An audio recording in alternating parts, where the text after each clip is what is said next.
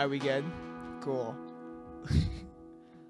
Hey, welcome to the Calvary Chapel Salmon podcast, CCS podcast. So glad that you are joining us today. I am joined with a very special guest this morning, Pastor Lee Miles. He is the worship pastor here at Calvary Chapel Salmon. He has been in ministry for 200 years. 200 years least. Since I'm Sometimes pretty it sure feels like it. I'm pretty sure he did the funeral for Abraham Lincoln when he was shot. Yeah. Wow. That kind of a guy. I forgot about that. Yeah, well, hey, it was in your early years, so that's okay. And when you get up there, you kind of forget about things. So A lot of things. Yeah, a lot of things. Sometimes important things. yes. How are you doing today, Lee? You know what? I'm doing good. The sun is Fantastic. out. It is beautiful It is. outside. And I can't wait to see what is in store for us this week.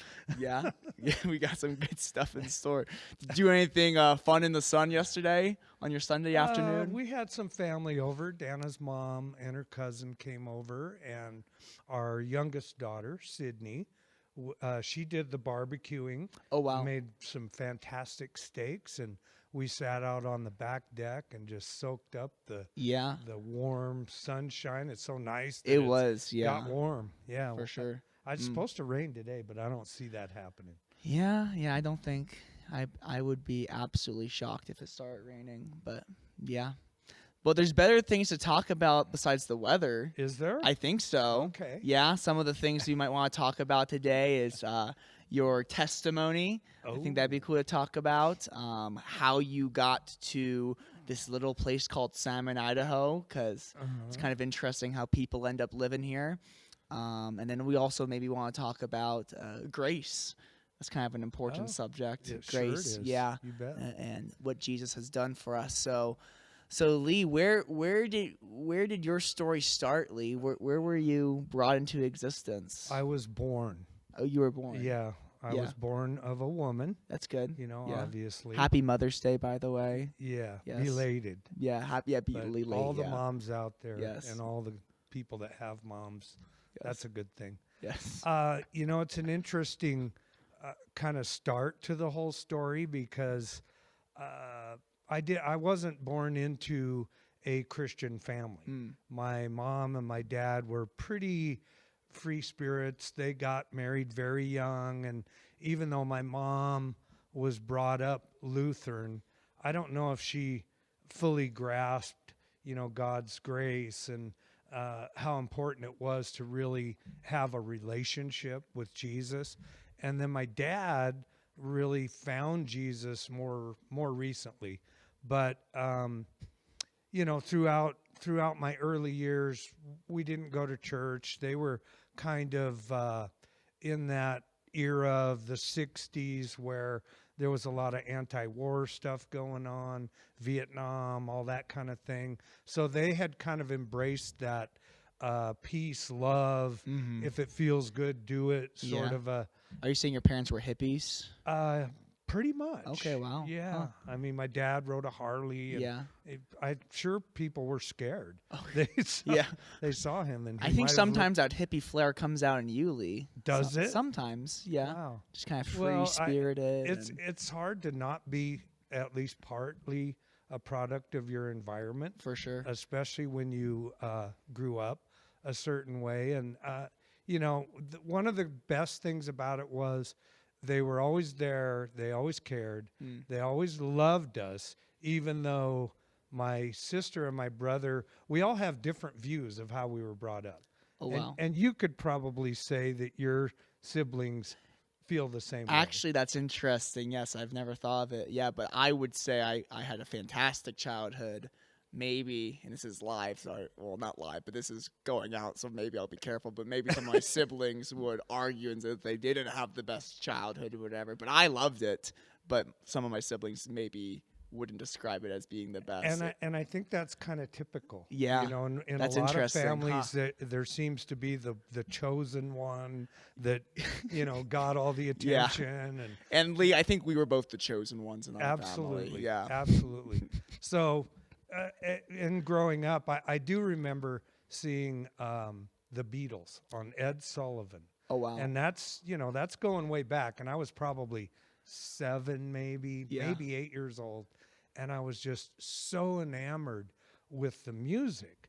I mean, there was the whole, cool factor, of the fame and the hair and all that kind of stuff. But the music just, for some reason, really grabbed onto me. And that's when I decided that I wanted to play the guitar. Oh, wow. And so my parents bought me a guitar and a little amplifier for Christmas.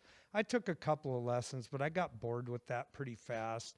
And I would just sit in my room and play records, like a 45, and play about, 5 seconds of it, and then pick the needle up and go back, play that 5 seconds over and over. See, we didn't have all this YouTube stuff back then where you could just Google a song and say, I want to play this song, show me how.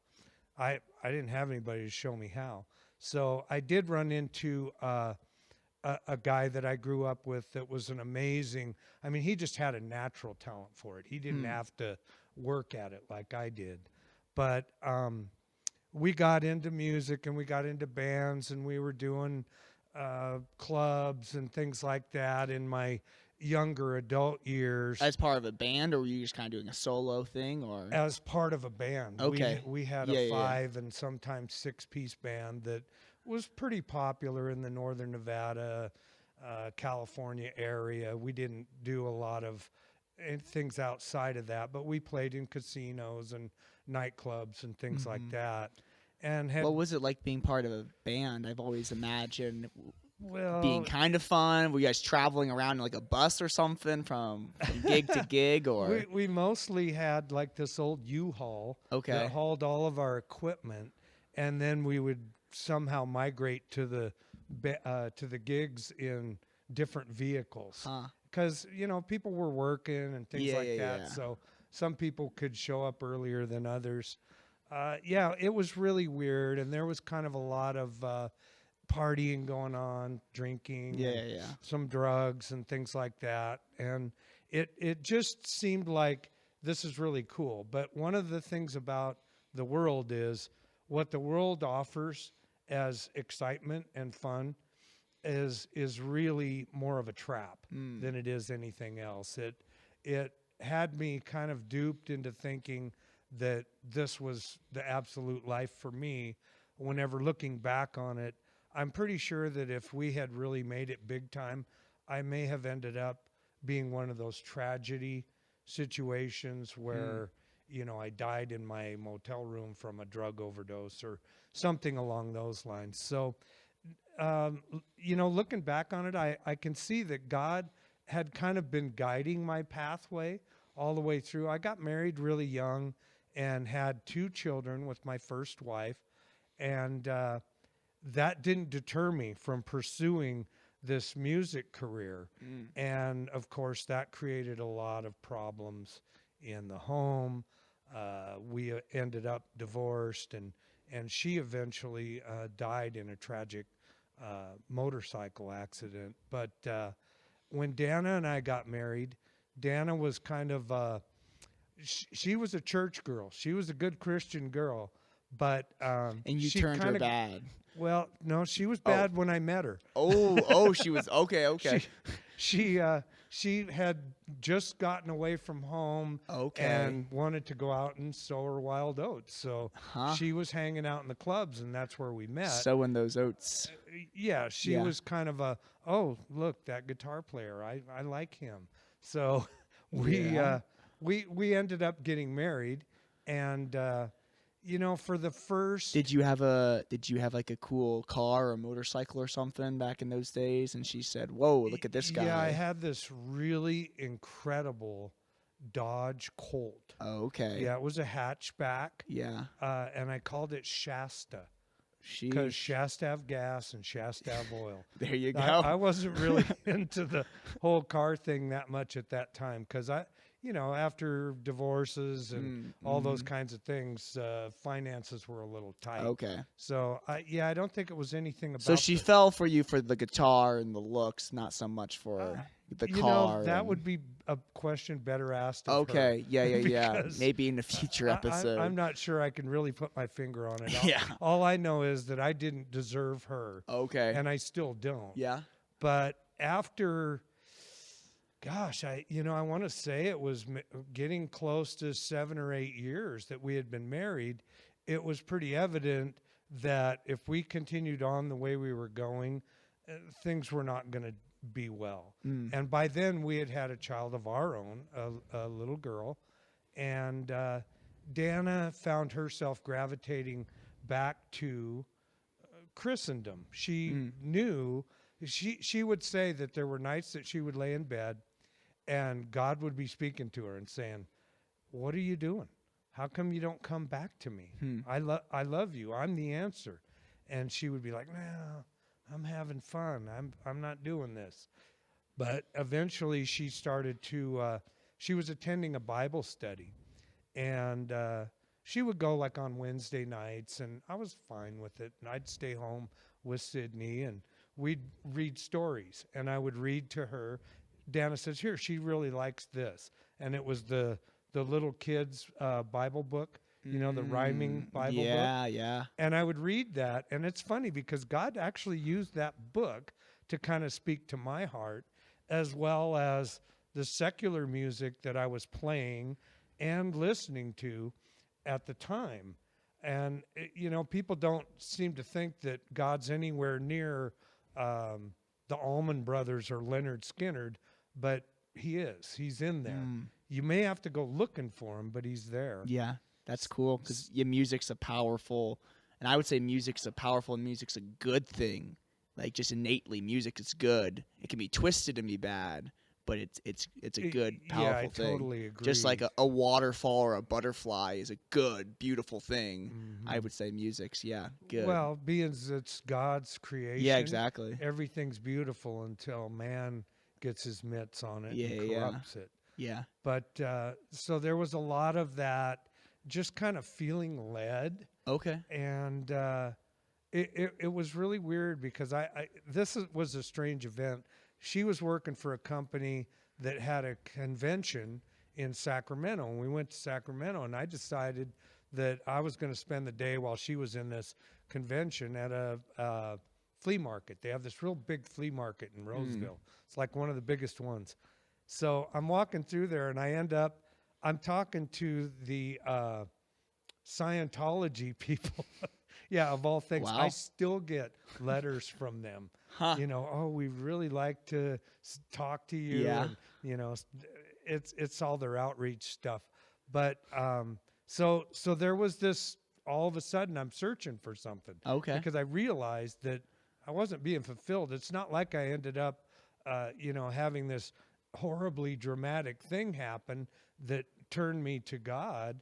It was just these little things that kept coming up. So eventually, one incident kind of came up with our teenage daughter where she was sneaking out of the house and doing some of the things that teenagers do. And I was feeling a little bit overwhelmed. So I decided it would be a good idea to go in and talk to these folks that Dana was doing Bible studies with. And they shared Jesus with me in a very simple, very, and this could be super tied to grace. Yeah. It wasn't a, fire and brimstone, God's going to send you to hell if you don't get yourself straightened out. It was a, God loves you and he wants to help you out. He wants to keep you from drifting further and further down a bad path. So it was interesting because I made a decision right then and there to ask Christ into my life. And it was one of those, the church that we ended up going to was a little bit on the Pentecostal side, and they would call it good saved. In other words, I went from pretty hedonistic one day to all in the day after that. Oh, wow. I mean, it was like I'd been completely woke up. Yeah. The born again experience for me was truly a born again experience. And it Good wasn't one saved. of those things. It's funny because there were people that I worked with and people that I knew that were like, what happened to him? He's crazy. He went off his rocker and, he'll be okay in a week or two or whatever. Well, we're going on 27 years now. It's been a long week. Yeah. Yeah, it was a real long week. Yeah. Good saved. I like that. It's like there's a good saved and there's a mid save and a saved and not too And good. it's different for For everybody, sure. isn't Yeah, it? yeah. You But know, it's, some yours was people extreme and a have U-turn. to fight to get through certain things. Yeah, yeah, yeah. I remember one of the things that was the easiest for me was the foul language. And because I was a foul-mouthed dude, I would always be cussing. It was almost like it was just part of my normal vocabulary. And right after I got saved, it just went away. It was like God said, "Oh, you don't need to do that anymore." And I was okay with it, and it just went away. Obviously, there are other things that we deal with as we go along Yeah. in our growth process as Christians. We never completely arrive. And if we do, then we fall into that legalistic pit that just ruins everything. Let's face it. So, yeah, that was that experience. And then I started attending church, and it wasn't long before people said, "You're a musician, right?"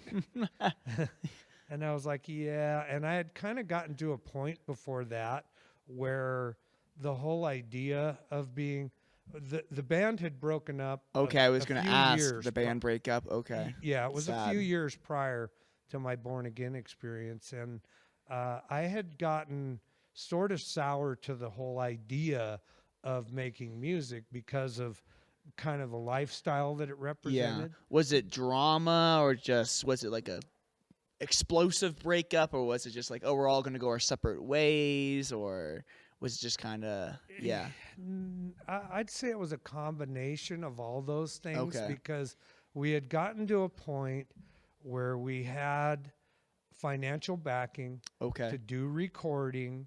We had gone into a recording studio. We'd cut an album.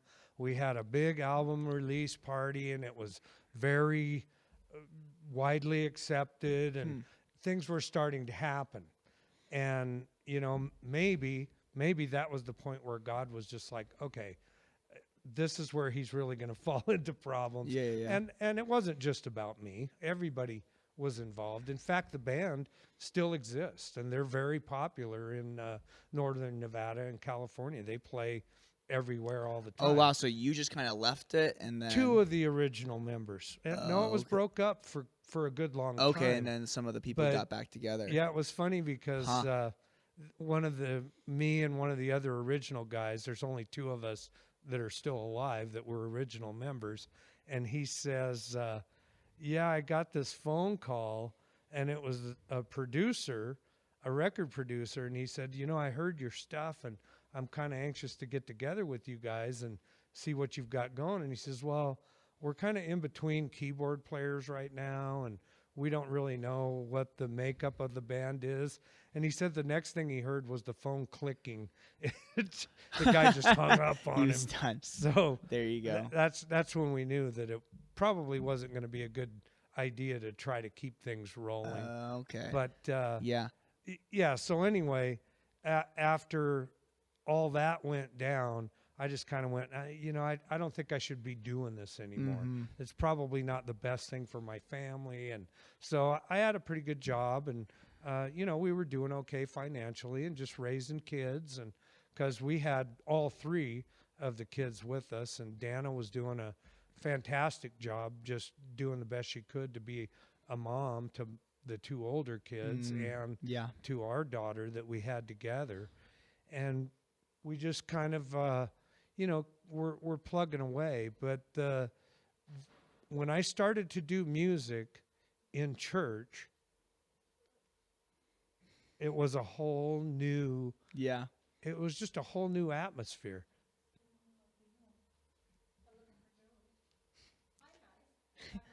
Yeah, Thank you're on you. camera. Say hi.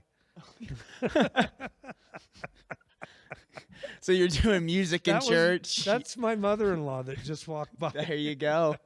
Special guest appearance. Yeah, so I Yes. started doing that, and I just went, wow, this is amazing. There's no egos. Uh-huh. There's no, all that stuff Oh, kind of wow. went away. Yeah. And I read all the time on Facebook pages, worship leader pages about worship teams having problems with egotistical musicians and stuff like that. And I'm just going, man, you guys don't even know. you don't even know what it's like to be in the competition of worldly music scene. Yes. I mean, I would imagine that's way different. Yeah. That's crazy. Well, and it's all about what have you done lately. Yeah. You can have a number one hit and 6 months later be broke and out of a job because you don't have anything to follow that up with. It's a very rare thing for it's kind of like being a professional athlete. You're really good in high school, and then you go to college and wow, these guys are really good. And then you get a tryout with the pros and you just go, whoa, way downhill real quick. Yeah. So it's so the competition is so much tougher the higher you go. And so anyway, I don't want to belabor the whole thing, but eventually Dana and I started to there were some issues that we were having at our church, and a lot of people have stuff like that. And we'd been traveling a lot because her dad was getting older and just really wanted to do some things. So we started doing some RV trips with him, and we came through Salmon once, and gosh, for some reason it just grabbed us. And it's weird when you think about it, but it's just this little town, but it had a flavor to it. It had a feel to it that was really appealing to us. So we went back and we kind of kicked it around a little bit, and we said, what if we moved there? Our kids are getting older. They're moving out. They're adults now, and they're doing their thing. And Sydney wasn't quite grown up yet. She was still in high school. And we went back, and we mentioned it to the leadership at our church, and the board sat down with us, and they said, that's not God. God is not calling you to Salmon, Idaho. And I said, well, maybe he's not, but we kind of like it. Yeah. At this point, are you like the worship guy at that church? No. Okay. I actually wasn't. It was a lady, a super talented lady that led most of the worship, but I was playing on the worship team every Sunday, every Wednesday.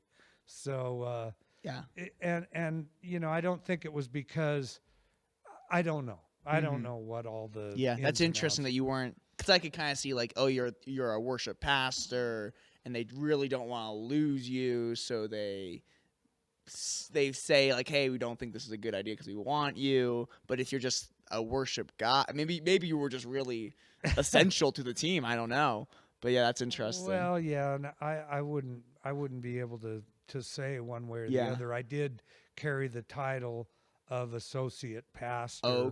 Because I taught when the senior pastor. Okay, so you were pretty involved as far as that. I was in the leadership. Bigger church or small very church? Small. Smaller than this church, or? Oh, definitely. Oh wow. Okay. Yeah. Probably less than 25 people most of the time. Oh wow. Okay. Yeah. Yeah. And it was kind of a, you don't ever want to pour cold water on God's anointed, because God's anointed is everywhere. But there was a little bit of that kind of lordship thing going on there, where you don't make decisions without going to leadership first. And it just kind of had that. But the interesting thing about it was, the whole time I was doing my quasi seminary at the radio with Calvary Chapel. I listened to Chuck every morning, and I was listening to all of the Calvary Chapel radio guys constantly, and I really felt a kinship with them, because most of them came from, hippie families or, that whole Southern California Jesus movement. I was actually super jealous of that. I went, how did I miss that? Yeah. That was going on right about the time that I was starting to come to age, and that whole thing got missed because I was on the other side of that and never really saw it. When I see the Jesus or what was Jesus Revolution? Jesus Revolution, yeah. I just go, oh man, that was me, but I missed it. Yeah. I missed the whole. You could have been in that movie. You could have been the Lonnie Frisbee guy. helping out Chuck Wow, Smith. Yeah. I don't even know about Yeah. that. Would your hair have been long enough or Oh no? yeah. Okay, there Definitely. you go. I didn't look anything like Jesus, though. Oh well, yeah. Of Who course, we does? don't know. Yeah, I don't know if what's his name? What's the name of the actor who plays Jonathan something? I Yeah. don't know if he looks like Yeah. No. Well, he looks like what Americans think Yes. Jesus is Yes. supposed to Yes. look like. Yes. Jesus, I'm sure, looks very Jewish. Yeah. Have you ever seen? You go to like China, you go to like African countries, and they have pictures of Jesus, but it's like Asian Jesus or like black I have Jesus not because like seen we that. make Jesus look like us. And which is like, it's like, okay, you don't want to make it too spiritual, but it's just kind of like funny. Like there's the Asian Jesus, there's the black Jesus, and then we got our white Jesus, and we just like and it's like, because you want the Jesus to relate to people, but no, Jesus was Middle Eastern, so, but yeah. Well, that's why I'm not down with having pictures of Jesus. For sure, in my yeah, house, we're not quite sure because what I he looked know like, that's yeah. not a. Yeah, Accurate. it's not a real rendition. Yeah, And it almost becomes idolatry if you want to be take it to a careful with point. it for sure. So a little bit of a legalistic church. You guys are wanting to go to Salmon. What was kind of like the final straw for you guys to come up here? Well, it was interesting because as time went on, more and more things got a little weird at the church where we were attending, and eventually we were actually using a building that belonged to the Seventh-day Adventist Church, and of course we know they do church on Saturday. Yes, because it's the true Sabbath. for sure. And But hey, it's convenient for you guys. So it worked out really it well works for out. us because we had this beautiful building. Even though we weren't filling it, it was just a great place to have church. But so that part of it kind of got shut down, and they were just doing like a Wednesday night thing, more of a Bible study thing, again, like it had originally started. And that's sort of how that church got its original foundation, I guess would be the only word for it. And Dana and I just drifted further and further away from it because it started to feel oppressive to us, And there was a period of time that we, I would say for me personally, I was still reading my Bible and stuff, but I felt backslidden. I felt kind of alienated from God. And I had a great ministry at my work. I used to be able to go out into the field. I was a building inspector, and I spent all my days going from job site to job site, inspecting whatever aspect of the call it was. But all the people that I met, I mean, I could just share Jesus with them, and it was a beautiful thing. A lot of people that got saved just because I was able to go out there, but all of a sudden, all that kind of stopped. And it was a weird thing. You talk about doing certain things in ministry, and that when they don't work anymore, why do you insist on making them work? Because this is what's always worked before. When God has decided to move on, well, that's pretty much what God had decided to do, only I didn't. Okay. And I got mad. So I kind of got in this place with God where I was like, well, what happened? This was really good. I guess I'm done. I guess you don't want to use me anymore. And that was just, that was a tricky time, but it was a time of real deep valley growth, I would say, for me and for my wife as well. And then right after high school, our youngest daughter, and we still don't know why, but she said, I'm joining the Army. And we went, what? Yeah. I mean, that was a shock. Oh, wow. Almost worse than when our older daughter, who had a full scholarship to the University of Nevada, went one semester and came home and said, I don't want to go to college. I want to be a hairdresser. I want to own my own beauty salon. So I want to go to hairstyling school. We were like, what? Yeah. But, it's worked out wonderfully for her. Anyway, after Sydney left to join the Army, it was an empty nest. Yeah. And that's a pretty big thing for a couple to deal with. When you've spent all your life with these kids, or at least all your marriage with these kids, raising kids and, carting them around and taking them to all their places that they had to go, and it stopped, we were just kind of, okay, what is there? And that's when the whole idea of Salmon started to blossom. Oh, okay. And then there were all sorts of events that took place right about the time that we started thinking about it. Dana's dad passed away unexpectedly, and that was a big shock. Sydney, of course, going to the Army and then eventually being deployed to Afghanistan. She was in Afghanistan for a year. And, when we did decide to go, it was funny because we put our house on the market and we're talking to the real estate agent, and the real estate agent says, well, when you sell your house, what are you guys going to do? Are you going to buy another house? Can I find another house for you? And we were like, no, we're going to move. And she says, where are you going to move? We said, we're going to move to Salmon, Idaho. And she said, where? No. Oh. She said, that's where I was raised. Oh, wow. I mean, yeah. And it's kind of like, okay, these whole confirmation things. Yeah. That's cool how God will confirm things like that. I know, but it was really weird that it came up like that. And there are still all these different connections with not only people from Reno, but people that are here that lived in Reno or wherever. So there's a lot of Nevadans that have migrated here too, as well as Californians. And we're way more conservative than California. Yes, Nevadans are way better. Yeah. Everything wrong in Salmon, it's the Californians' fault, not the Nevadans' fault. Isn't that horrible? Yeah, for sure. People leave a place where things aren't going well, and they come to a place where they want it to go well, and that's a good thing. Just don't bring that with you when you come. Don't bring the thing that didn't work. Yes. Yeah, that's kind of a hard thing to do. That makes sense. So I do remember the first time we walked in to Calvary Chapel. It was over here where the Heritage Center is now. By the post office. In the big building.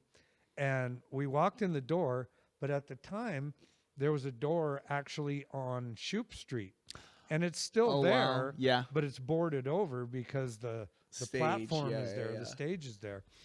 So we walk in the door, and they've already started worship. And Pastor Ty, who was the senior pastor at the time, he turns around and he goes, "Hi, how you doing?" And of course, that doesn't affect me as much as it affects my wife. She wanted to crawl under a rock somewhere and die because there was 30 or 40 people, in the congregation, and they're all looking right at us. Yes. And I go, "No, come on." So we came in, and he just said hi, and we came in and sat down, and we just felt really comfortable. It was a really comfortable place. Was Pastor Ty, was he doing worship on the stage? Yeah, They were actually. Okay, I see. So he wasn't just in the back greeting people. He was on stage. You walked in, and he said in front of everyone, "Hi, how's it going?" Worship had already started. Oh, wow. Okay. I see how that's a little bit more. Whoa. Yeah. You need to do that once just to find out. Yeah, for sure. Yeah, during announcements up here, someone walks in. "Well, hey, good to see you." Call him out. Dang, you did him dirty. Yeah. Shoot. Okay. Well, good on you guys for staying and not leaving. Yeah. So, I'm surprised that Ty actually wanted me to be part of the team after that, because I was just so. No, that's weird. Yeah. So we attended for, gosh, I don't know, 6 months, maybe even getting a little closer to a year. And I had started to play on the worship team, and we had a pretty good group going. In fact, some of these folks that are here now, like Kristen on the keyboards and Jordan over on the drums, and a little later on Matt, were there. So that's part of what's really great about the Sunday team that we have right now, is that we've been working together for so long. How many years ago was that? It's almost 13 years. Wow, that's cool. Yeah. 13 years. Kristen, believe it or not, was the original worship team for Calvary Chapel. Yeah. They were meeting at the at City Hall in the basement, and they have a piano down there. and she was the only one Huh? and she just sat down at the piano and they'd play hymns or whatever, and that was their worship. She's the So, OG, as we like to say, she the is original. definitely the original. There you go. Yeah. Huh? She still sounds And great. still the best. Yes, for sure. Love her. Yeah, She's amazing. So eventually I got more and more involved in the leadership part. Ty brought me on as an assistant, and when he left to take over for Rick Brown at Water Springs in Idaho Falls, it all happened pretty fast. You know, it was kind of like he looked at me and he said, "Well, are you ready to take over?" And I said, "No." Okay. So, Huh? and that didn't take me very long to figure out. I mean, I slept on that for one night, and I said, you know, I know God's not calling me Wow. to be the senior pastor of a church. And Hagen, we all knew that it was Hagen from the beginning, even though when he first started out, he was pretty introverted. It was hard for him to get in front of people and talk and things like that. Definitely not the same guy that he is now. But we were in the park. We were doing like a Father's Day or 4th of July thing in the park. And Ty had, I think maybe Taylor and Hagen, and there might have been one other person that came up and did short testimonies. And Dana and I were sitting in our lawn chairs, and Hagen was up there, and he started talking, and Dana looked at me and she said, "He is called to be a pastor."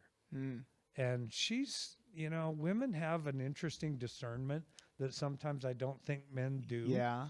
In fact, I'm sure men don't. Mm-hmm. And maybe part of that is because we think more practically, practical isn't the word. I'm thinking logic. Maybe. That type of thing. Women And women can relate in a more emotional, kind of spiritual way, I guess, at times. But after she said that, it was funny because we shared an office where Tim's office is over at the Heritage Center now. Yeah. Hagen was there. He was doing the youth ministry. And, of course, I was doing all my stuff. And one day I was kind of joking, and I looked at him and I said, you know, a lot of the Calvaries, the assistant pastors are older than the pastors. I remember seeing Chuck Smith at one of the retreats that I went to, and he had to help his assistant pastor up to the stage. Oh, wow. Instead of the other way around, because the guy was a lot older than Chuck at the time. And I don't remember who that was. It wasn't Romaine. Okay, I was going to say maybe Romaine. No. Anyway. Yeah. So I looked at Hagen and I said, you know what? Someday I'm going to be your assistant pastor. And he was like, what? You know, we had a good yuck. Yeah. But it wasn't long after that all these things. The yuck came real. It did. It became real in a hurry. Yeah. And it was a little bit nerve-wracking the first, I don't know, year maybe or so, because we were always dealing with the overcrowding issue and the whole thing, but we didn't really know where things were headed. And one of the first things that Hagen instituted after he became the senior pastor was the GOOD program. Have you heard of the GOOD program? No. Enlighten me. The GOOD program. Get out of debt. Oh, That's what the GOOD program was. Okay. Because we still had some debt on some of the properties. That is a good program. It's a good program. Yeah. It was great. And it was like a 3-year goal to get out of debt. Well, within 6 months, we were out of debt. And nobody can, to this day, can figure out why. I mean, checks were coming in from places outside of Salmon and outside of Idaho that were going towards paying off this debt. And we didn't really put out some kind of appeal or anything else. Hagen talked about it a little bit from the pulpit, but yeah, it was just really weird. And then we started to go, okay, so what do we do now? We need to start looking for a place to be. We got to accommodate these folks. So long story short, we ended up finally finding this building on Main Street, went through the whole remodel process, super excited. We're going back to one service. It's going to be awesome. The worship team was so happy. We don't have to do 2 services every Sunday. That lasted for about 3 weeks. And more people started For to sure, come. just got too crowded. Yeah, it was just like all of a sudden the floodgates opened, and we didn't have enough chairs in here. So back to 2 services. You know, the whole thing was just really incredible in the way that it happened. And a lot of it, I believe, just had to do with Hagin's willingness to simply teach the Bible simply, not to have any agendas of his own. And I'm not saying that Ty did, but it was just a different feel, the whole atmosphere about it. And of course there were obstacles, because there's a certain amount of people that just couldn't see having a 22-year-old guy teaching them about the Bible when they've been Christians for 30 or 40 or 50 years. But I've never seen anybody pour himself into studying and to really understanding what the Bible says than Hagin. And the interesting thing about it is, if he studies it and sees it, even if it kind of goes against the grain of some of the more popular theology that's in the church today, he's not afraid to approach it that way. Yeah. And that's cool. That's a huge thing, because you can get some pushback, and I know he's gotten some in the past. For sure. Especially, getting into the other topic that you wanted to talk about. Yeah, that's actually a really good segue right there. Hagin's very open from the pulpit about what he believes, and he's very honest about what he believes. And one of the things that comes up quite a bit, actually, is his view on grace and salvation. You mentioned this term earlier, but there's like lordship salvation, and then free grace salvation would be the theological terms that we use. And it's very clear to anyone who's been here for any length of time that Hagin definitely leans towards the free grace. I guess just to describe it, the free grace salvation sees a very clear distinction between salvation and discipleship. True. And so someone gets saved, and that's completely by grace, that's completely through faith, and that's not of works, and you just get saved. And then boom, you're locked in, you're going to heaven, you're saved, and then your discipleship after that is all based upon works and your relationship with God and this whole process. But the basic gist of it is someone can be saved and not quite living the way they should and still be saved. That's probably the most important thing. On the other hand, like the lordship salvation says, no, you need to be saved, and then Jesus needs to be your Lord right away. And if he's your Lord, that means you need to behave, and you need to make sure that you're doing this, and that. And if we're not seeing this, and that, then you're not really saved at all. And so that would be the basic distinctions. Yeah, I see that as probably one of the worst things that we can do to new Christians is to have them believe that if they're not so-called towing the theological line, that they're in danger of losing their salvation. I've heard it said before that it's similar to, you're headed down Highway 28 to Idaho Falls, and the speed limit's 65 miles an hour, but there's nobody on the road. You're running a little late. You're going to push it a little bit. So you're doing 75 maybe, and you end up getting pulled over by the Idaho State Police. Well, he looks at you and he tells you, you do know that you're breaking the law. You're going over the speed limit. But I'm not going to give you a ticket. Well, that's mercy, and that's God's mercy. Now, grace, on the other hand, is that the patrolman telling you, I'm not going to give you a ticket, and by the way, here's 2 tickets to the policeman's steak dinner. Oh, wow. And we've got a really great band and dancing, and it's going to be a wonderful time. That's grace. Mercy is not getting what you deserve. Grace is getting something on top of what you don't deserve. And, you know, it's weird because the term free grace is kind of a double entendre. Exactly. Because that's what grace is. It's free. You have no skin in that game at all. So if the way it's explained in Ephesians, that we're saved by grace through faith, not of works, it's a gift of God so that no one can boast, then that means there's nothing that we can do except to believe.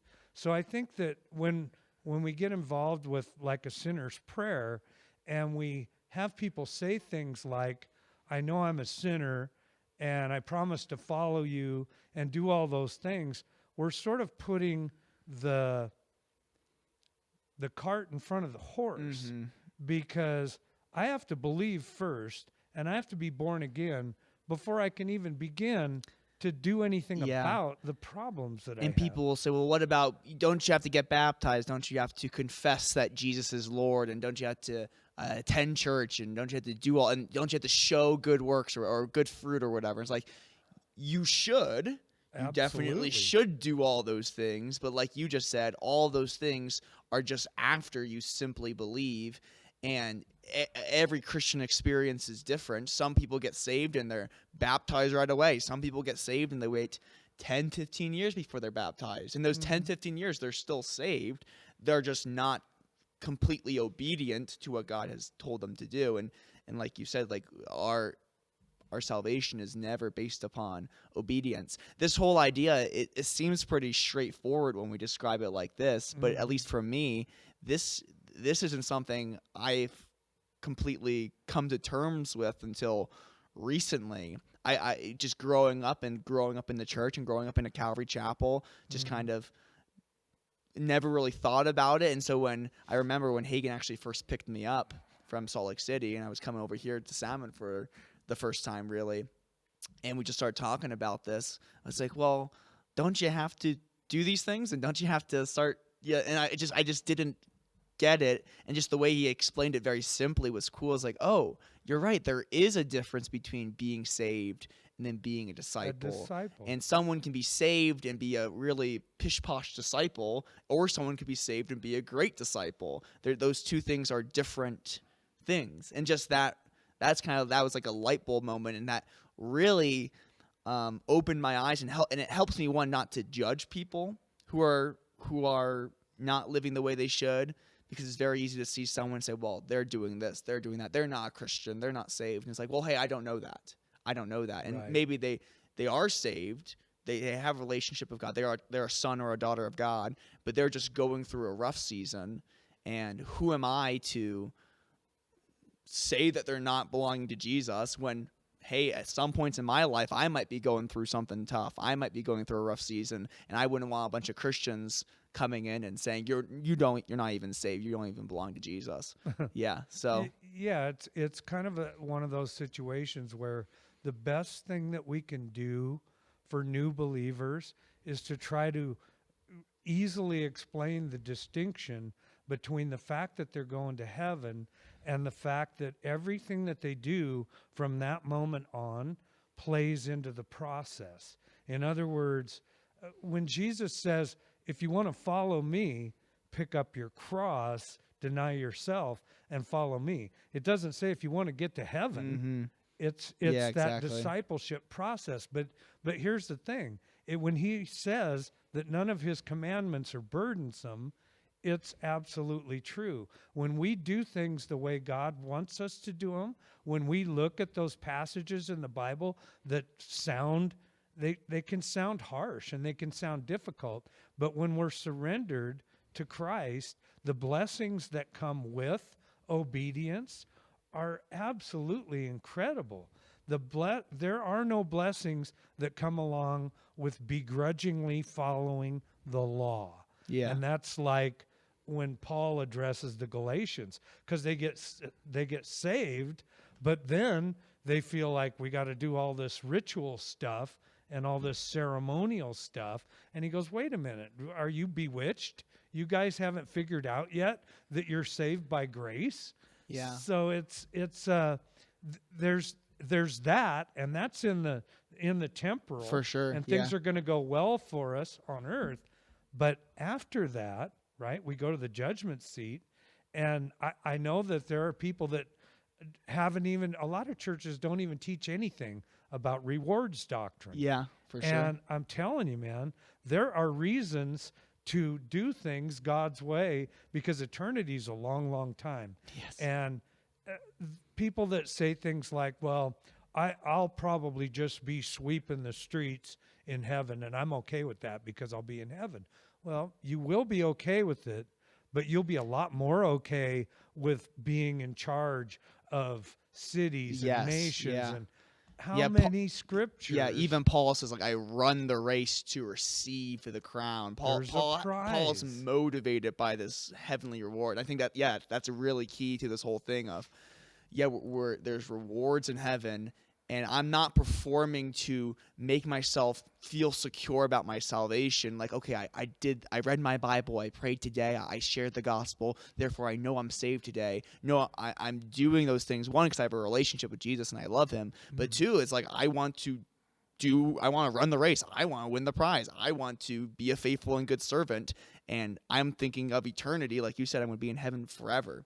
That Galatians, the book there, the Galatians chapter 3, Paul says, having begun in the spirit, are we now being made perfect by the flesh? Right. It's like that's so important. Like, we get saved just by believing in Jesus, and then this whole discipleship, everything else, we do a part in it, but really it's just Jesus working through us.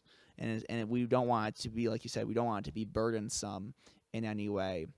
Well, and I think it would be foolish, too, if we didn't at least address some of the tougher scriptures. For sure. Like striving to enter through the narrow gate. Yeah. When Jesus talks about that in Matthew, if you think about it this way, and think about it very simply, most people read that passage and it tells them, I've got to do this or I'm not getting into heaven. But what about the people that have only done that their whole lives, but they've never believed in the giver of the gift for the gift? They have to strive to get to that point, to get to believe. Because as human beings, if it's not of us, if we don't have that, control of stuff, then it's no good. We can't deal with it because we're not in charge of it. But we're not. God's the one that's in charge of it. Yeah, I think that's so important. Like, naturally, humans want to contribute to something. We naturally do not like the idea of it's a completely free gift and I don't do anything, because we want to earn it, and there's pride and there's ego involved with that. And I would say, like, religion is completely based upon that idea. And I would even say that most of church history has been based upon this idea of, like, it's a free gift. Grace. Faith. But it's going to cost you everything. Yeah, but you have to do this. You have to do this, because that's just how we're wired. And so when we come to these verses, we naturally just take our religious background, and then two, our natural prideful tendencies to earn it, and we say, well, I need to strive to enter the narrow gate, when really what it's saying is, no, you just need to realize it's not anything you do, and that's just believing in Jesus. And that's why it's so narrow, because it's just Jesus. That's the narrow thing. Yeah, the wide gate is Jesus plus this, Jesus plus baptism, Jesus plus this, or Jesus doing these. That's all the wide ways to get to heaven. They don't work. It's just Jesus. That's the way to salvation, and that's hard for people, so they have to get there. Right. Yeah. And Jordan, I've come to realize too that a lot of those more difficult passages, instead of immediately trying to explain them away from a grace standpoint, take them on as a disciple. This is difficult, and it's something that I need to follow. because I am a disciple and I want to push and I want to run that race. You and Hagen are training for that insane marathon, right? Yeah, the Beaverhead, yeah. That's not something that a guy can take lightly. Mm-hmm. That's not something that you can just go through your days and all of a sudden say, I'm doing this and I'm going to. I would guess that just finishing is the goal, right? Exactly. Okay. Yes. But finishing in front of Hagen, that's the real goal. I know yeah, that's you. Yes. Well, we've got a pool going on there. Yeah, I know. Yeah. So, and I'm not sure how you're doing. Yeah, honestly, I don't think I did. Yeah, people are betting, but I'm going to prove them wrong. Good. But yeah, I think and then we've heard these verses explained a certain way because that's the traditional church way to explain. Like a good example is like James chapter 2. James chapter 2, faith without works is dead. And people immediately say that this is about salvation and your faith needs to have works backing it up. And that's, it's like, and if you step back and look at the context of James and what James is actually saying, it's not saying that, but because we have these years of church history and we have these years of tradition saying it does mean this, we immediately read that and default to our way of thinking, okay, there is a part that I need to play in my salvation. I do need to. And people are very clever with it. They'll say, well, it's completely by grace, but then, what do they say? We're saved by grace alone, but the grace that saves is never alone. So they have their clever little sayings to work around it. But really what it is you're just making it partially about you. You're making it partially about how you're earning it. And then you're just falling back on, well, this is how the church has interpreted this passage for hundreds of years. Well, and going back to what Hagen does, the church can be wrong. The Bible's the standard. Right. I don't care what these and reformers unfortunately, it's been used from the pulpit forever to continue to get people to come to church and to get them to give and to get them to serve and all these other things. But the truth of the matter is that giving, unless you have a heart to give, God doesn't want. Mm-hmm. Serving, because you don't have a heart to serve, God doesn't want. You have to be willing to allow the grace of God to work enough in your life that this is your desire.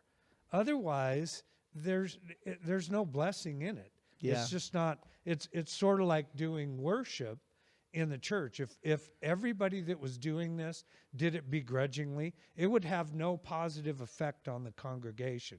But I look at what we do as discipleship building. We are actually reaching out to the congregation to encourage them to press deeper into their faith and not just live as a Christian on a Sunday, but to live that way all week long. Mm-hmm. And if they're left with a song on their mind or in their heart for the rest of the week, then we've accomplished that. That's the Great Commission for us in the here and now. Yeah, and it's so freeing. It's so freeing when you realize, I don't need to make sure that I'm checking all these boxes to make sure I'm saved. I've known people, and I've felt in the past, I have felt this anxiety before. It's like, oh man, faith without works is dead. Is my faith real? Am I doing enough? And like that, it's like we maybe wouldn't talk about it like that, but I know that that's been a real anxiety in my life and in other friends' lives. It's like I need to be doing this stuff, and it's like, well, I'm not, and it creates this worry and this fear, and it's like, well, that's not from God. Like this anxiety is not from God. It's like I can now that I've kind of straighten it all out, I can just know that, hey, I belong to Jesus. I've trusted in him. I know that it's a real reality in my life, and no matter what happens, no matter what I do, I know I'm going to heaven, even if I really make a mess of things. Yeah, I definitely can. The interesting thing is, though, that particular scripture, faith without works is dead, is true.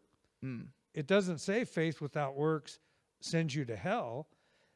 The person that is a born-again Christian that sits there and doesn't glean anything from the teaching or doesn't care anything about living a Christian life outside of just occupying a seat, that's dead. Yeah. That's dead faith. It has no action. And then that's where we just say, well, this is about discipleship, like you just said. The problem is when people say, well, it's actually about salvation. And it's like, no, that's not what James, and read James. James is not this book about how to be saved. It's basically the Proverbs of the New Testament. Yeah, and he's it's saying, writing hey, that put book your to believers. Yeah, put your faith into action. Hear God's word, believe it, and then do something. That's the wise thing to do. That's the right thing to do. And like you said, it's completely true. And if someone just sits here and stares and doesn't do anything, well, like, yeah, that's a useless faith. Doesn't mean you're not going to heaven, but you're just not being wise right now, and you might get yourself into a whole lot of trouble by living that way. Well, yeah, that's a fact. I can't tell you how many people that I've ministered to or alongside of that have gone through difficult times and struggled and struggled and struggled, but it was always because they weren't paying attention to what the Lord was leading them to do. They weren't following his commands. And again, his commands aren't burdensome. Yeah. So why do we? And it's funny because you'll sit down with them and you'll get into your Bible and you'll show them all these verses and they go, I know, I read that. And I go, but you got to read it again. Yeah. You can't just. The one that really gets me is when people say, I've read the Bible cover to cover, and that's it. I didn't get anything out of it. And I go, well, then you need to read it again. Yeah. Because it's not a dead book. Exactly. It's a living book. Yeah. I think that's the definition of just being spiritually blind, is assuming that you already know. It's like, I already got this whole Jesus thing figured out. I've read the book, I've read the Bible, and it's like, well, yeah, that's the problem the Pharisees had. They thought they had everything figured out. They had their whole little religious system, but then Jesus came along and was like, nope, what you got's not right. Blew and you need the whole thing yeah, up, didn't for he? sure. Yeah. So we have to have definitely a humble heart and look at things again, and read the Bible again, because don't know once is Yeah, we could do a whole podcast for sure. just on the grace thing, and there's so much that has to do with it, and it's a touchy subject. Yes. Because I think that people that really see it for the way we're talking about it right now are in the minority in the church nowadays. Yes. Because it's too easy to look at it and say, well, that's easy believism. That's phony faith. That's not what the Bible says. And, what I did was I struggled with the passages that felt like they were saying you had to do works, and the passages that said we're free grace. Well, those passages don't conflict with each other anymore in my mind. And there's nothing more freeing than that. Yeah, for sure. And I pray that for everybody that professes to love Jesus. For sure. It's just too hard. Yeah, and it's just a great thing. It's a great thing. But you're right, we are definitely in the minority. Even before doing this podcast, I just kind of did some Google searches, looking up stuff like this, or finding some good verses or whatever. And it's like, people are strongly against probably most of the things that we're saying right now. Like typical good traditional pastors. Absolutely. They're just spot on about everything. Yeah. And then we get to that, and it turns into something weird. Yeah. And I'm like, why? It's kind of strange to me. And I know that, God reveals stuff to us as our hearts are prepared and as he feels like we're ready to hear it. But a lot of these guys have been in ministry for 40, 50, 60 years. And I've even read articles that talk about, and I'm not going to mention any names, but that person is born again and knew Jesus for the free gift, but over the years has allowed that stuff to creep in, the legalistic, the lordship, that kind of stuff. And Calvinism has a lot of issues in that area. Yeah. And it's just a really tough situation for people that just want to know Jesus. They want to love Jesus. And he's a lovable guy. For sure. Yeah. Well, Lee, we got like a minute. Let's tackle the issue of Calvinism right now. I'm kidding. Yeah. Let's we'll just fix jump that one. right into it. No, it's okay. No. I think that's probably a good place. Lee, Okay. thank you so much for being here. Hey, thanks for having me. Yeah, It's fantastic. It has been fun. You're right. We can maybe at some point we'll do a full episode on this whole free grace thing because it's important and it's definitely opened my eyes to a lot of just freeing things. So it was you talking to Hagen when you first started Yeah, coming for here sure. And that I've never been like, I was never like set on like, this is how salvation works, blah, blah, blah, blah. But it was just like, you're right. There is a difference between, and it's just kind of like that's how, that makes sense. And it just, and then all those passages like you talked about, it's like, oh, okay, well, this one's salvation. And then this one's discipleship. And that's developed over time as you study more passages. And I feel pretty confident, like if anyone's like, well, have you read this passage? I feel like most passages I could sit down with somebody and probably work through how it's like, this is not about what you think it is. Well, yeah, because it can be a little bit scary because you feel like you're the one being challenged. Yes. Because you don't have the same belief or understanding that all these other people do. Why are you going against the grain? What's wrong with you? And it's weird. But you came to this understanding a lot sooner than I did. When I first got saved, I was grace and didn't know it. And then I spent some years being ungraced before I came back to it. Okay. And that's when I realized, wow, this really is a free thing. That changed my whole attitude about all of it. Yeah. Otherwise, I probably wouldn't be in ministry now. Yeah. To be honest. Last question, Lee. Do you still think the Beatles are a fantastic band? You said you liked them. Do they still hold up to this day? Do you still listen to some Beatle tunes? Oh, absolutely. Okay.